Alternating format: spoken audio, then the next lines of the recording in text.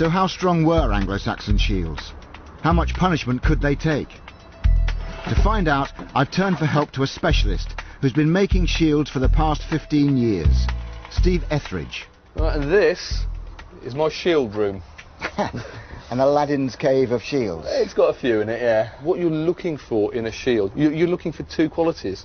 First of all, obviously, you're looking for strength, but also you want lightness as well. If you're fighting in a battle for longer than a few minutes, your left arm is going to get really tired. So that might indicate that what they were doing was using two materials which they could combine together to get those properties, a composite.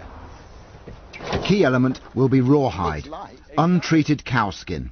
One 10th century law even stipulated no shield maker shall cover a shield with a sheepskin.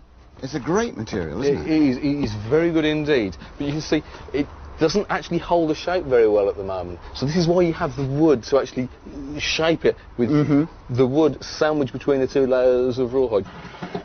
To make a shield, Steve is going to use the wood celebrated by the Anglo-Saxons, linden wood, lime. It is an extraordinarily light wood. It is very light.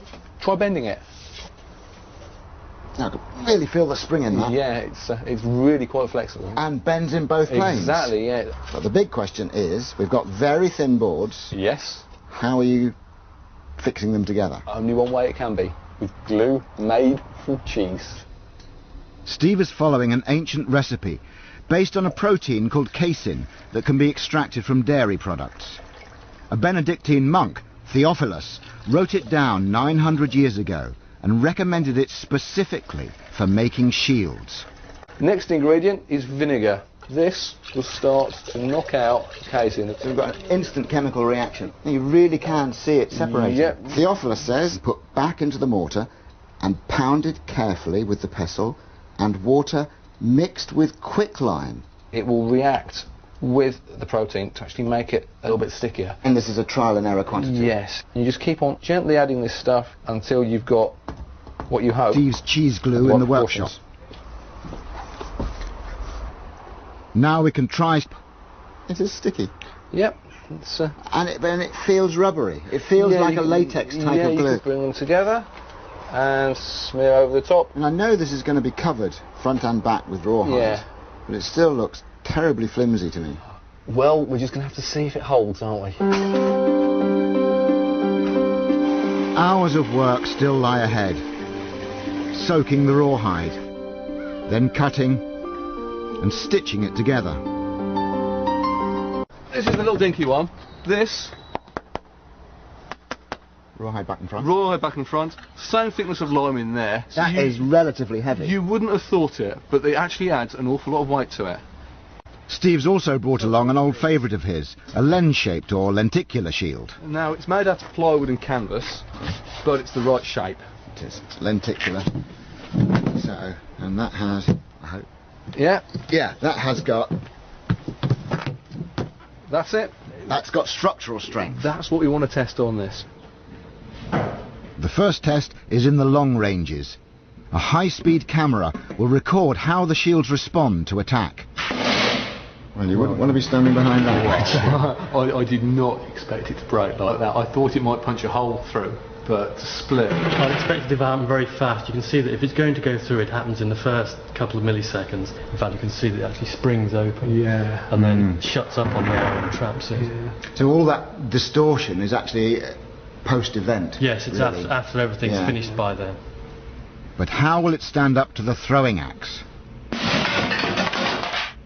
It's actually gone in, Just gone in. using the point. Yeah. And the point has actually held it on there. Made the split, and then the weight of the thing's coming through and crashing it. Yeah. Plain wooden shield, no good. Absolutely. What we need to do is try composite. With our limewood shield destroyed, it's time to put rawhide to the test. That saved your life. Now clearly that rawhide's done the job, hasn't it? Yeah. Without the rawhide there, the wood just falls out. So the composite effect is working on this really well. But will the rawhide be proof against the Francisca? Spot on. Whoa! I mean, look at the amount of bounce there Well, is and the amount of distortion. Yeah. That's absorbing so much energy. just sucking the weight out of the blow. You're getting no penetration, so Yeah. all the energy is just going to bending the shield. Now, our rawhide shield faces a heavy weapon, the Dane axe. That's done something interesting. That has split the edge binding. An Anglo-Saxon text describes such an event in the midst of battle. The rim of the shield shattered, and the body armour sang one of the songs of terror. I actually think the wood has failed, and that's actually split the rim. Basically, the rawhide isn't able to spread the weight of the blow quick enough, so that it's all being transferred straight to the wood underneath. Yeah, and once the rawhide's gone, there's then nothing to stop the wood folding up. At least once the rim's gone, you've lost the thing tying up. But how will Steve's lenticular shield stand up to the Dane axe? That is something special. Now that is justifying lenticular shape, isn't it? Had that been a flat shield, I think it would just have been chopped in half by that. So that's doing the business, isn't it? That is taking all of the energy out of the most powerful hand weapon of its time. To find the breaking point of the lenticular shield, we need to deliver a blow mechanically. The head of the Dane axe has been mounted in a drop tower. To shatter this shield requires a strike almost 4 times more powerful than my own. Science can tell us the material strength of a shield, but its effective power depended on the skill of the man behind it.